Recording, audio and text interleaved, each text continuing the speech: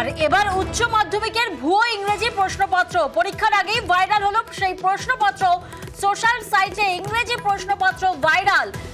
প্রতিনিধি সোমরাজ এই মুহূর্তে আমাদের সঙ্গে রয়েছেন। সোমরাজের থেকে একটু জানবো, সোমরাজ কিভাবে প্রকাশ্যে এলো যে ইংরেজি প্রশ্নপত্র ভুয়ো এবং সেটি ভাইরাল? দেখো, গতকাল রাত থেকে উচ্চ মাধ্যমিকের ইংরাজি প্রশ্নপত্র বাজারে পাওয়া যাচ্ছে এরকম বহু অভিযোগ ওঠে এবং সেই অভিযোগ আসে উচ্চ মাধ্যমিক শিক্ষা সংসদের কাছে।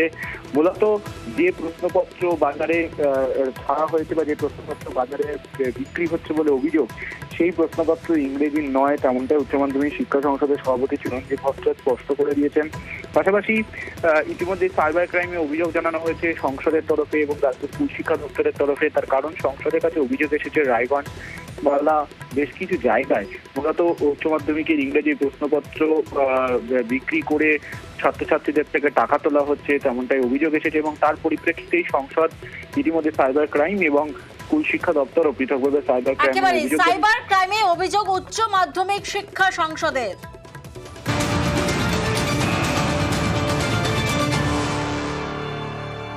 আমরা দেখলাম একদিকে যখন সাইবার ক্রাইমে অভিযোগ উচ্চ মাধ্যমিক শিক্ষা সংসদে, তখন অন্যদিকে প্রশ্ন ফাঁসের আশঙ্কায় থানায় এবার পরীক্ষার্থীরা সোশ্যাল সাইটে প্রশ্নের বদলে টাকা দাবি।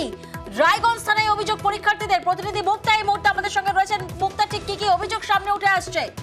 প্রিয়াঙ্কা, তোমাকে বলি, উচ্চ মাধ্যমিক পরীক্ষার প্রশ্ন ফাঁস হতে পারে এই আশঙ্কাতে কিন্তু উচ্চ মাধ্যমিক পরীক্ষার্থীরা রায়গঞ্জ থানায় আসলে তাদেরকে বলা হয় যে সাইবার ক্রাইমে অভিযোগ দায়ের করতে। কারণ যে মোবাইল থেকে যে মাস্টার মাইন্ড যে একটা মেসেজ আসছে, সেখানে যদি 7 থেকে 8 হাজার টাকা দেওয়া হয় তাহলে কিন্তু তাদেরকে সেই প্রশ্ন পাঠানোর দাবি করছে। তবে এই ছাত্রছাত্রীরা দাবি করছে যে যদি এরকম হতে থাকে তাহলে যে আমরা যে গোটা বছর যে প্রিপারেশন নিয়েছি যে ভালো ফল করার জন্য, তাহলে কিন্তু সেই ফল পারবে না, সেই আশঙ্কাতে কিন্তু তারা ভুগছেন। তবে এই যে একটা যে অন্য পদ্ধতিতে যে একটা ক্রাইম যে প্রকাশ্যে আসতে চলেছে, কিন্তু এটা কিন্তু একটা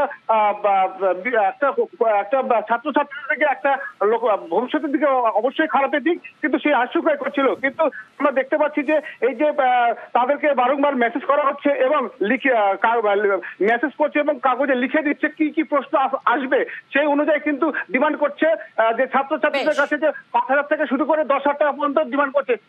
এই ঘটনাকে সামনে রাখতে কিন্তু চাঞ্চল্য ছড়িয়েছে উত্তর দিনাজপুর জেলা জুড়ে। প্রিয়াঙ্কা, হাইড করে রেখেছে নাম্বার, তো উনি আমাদের অনেককেই পাঠাচ্ছে, এমনকি টাকার জন্য 8,000, কারোর কাছে বেশিও এরকম পেমেন্ট চাচ্ছে, মানে পার কপি। উনি হাতে লিখে হচ্ছে কোশ্চেনটা পাঠাচ্ছে। আমরা চাচ্ছি যাতে এই ভাইরাল করা প্রশ্নপত্রগুলো এগুলো যাতে বন্ধ হয়, একদম সবাই যাতে ন্যায্য নাম্বার পেয়ে যাতে পাশ করে।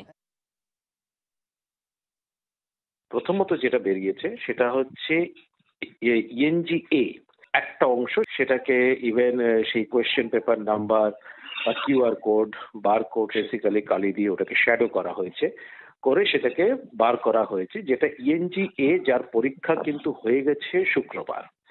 আমাদের ইংরেজি প্রশ্নপত্র সম্পূর্ণ সুরক্ষিত আছে এবং যেভাবে আমাদের করা হয় তাতে প্রশ্ন লিক হওয়ার কোনো সম্ভাবনাই নেই। সম্পূর্ণ ভুয়ো, এগুলো ফেক কোয়েশ্চেন পেপার বাজারে ঘুরে বেড়াচ্ছে। তবে এটা সব থেকে আপত্তিকর ঘটনা হচ্ছে যে ছাত্রছাত্রীরা বিভ্রান্ত হচ্ছে, তারা ভাবছে যে ওটাই বোধহয় আসল প্রশ্নপত্র এবং অনেকেই টাকা পয়সা দিয়ে কিনছে। এটা সাইবার সেলেও ইনফর্ম করা হয়েছে। আশা করা যায় পুলিশ তদন্ত করে উপযুক্ত ব্যবস্থা নেবে।